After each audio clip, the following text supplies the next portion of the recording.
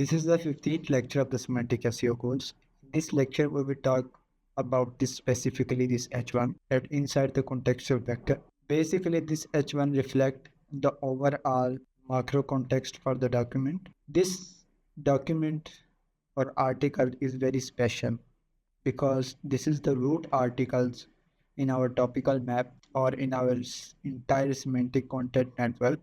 That means it's connect to every other attribute connect back to this. The first heading that you choose is a very important. Now you see it directly tells that there are two predicates.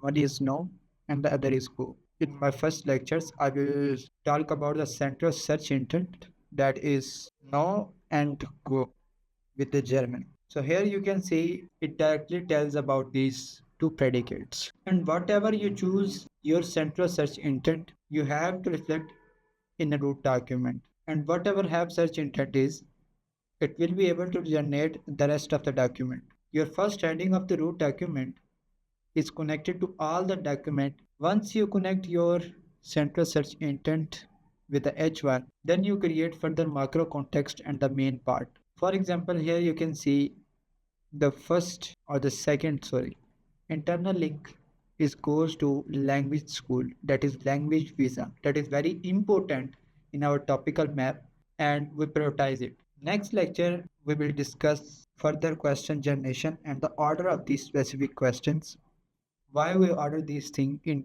that type of format. For example, if you create the bad or less responsive or less relevant or destructive root document, the other document that will be linking to this that can also have less relevance too. If you look at the topical map, this is our root document.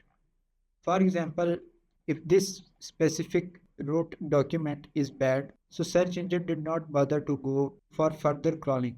That's why we create this content brief in a proper way so we can maintain our relevance and the responsiveness. See you in the next lecture.